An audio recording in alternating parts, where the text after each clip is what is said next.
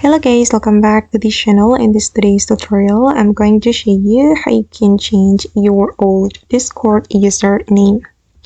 Okay, let's get into it guys. Here I have opened my Discord application on my computer, and if we want to change our username, we can go to the Discord setting.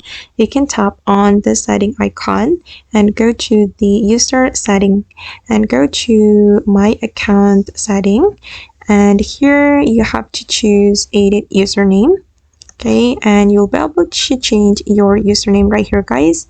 And then I'm just going to change my username like this, and then we have to enter our current password to change our username,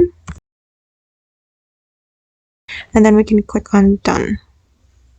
Okay, and just wait for a moment, and as you can see that my username has been changed.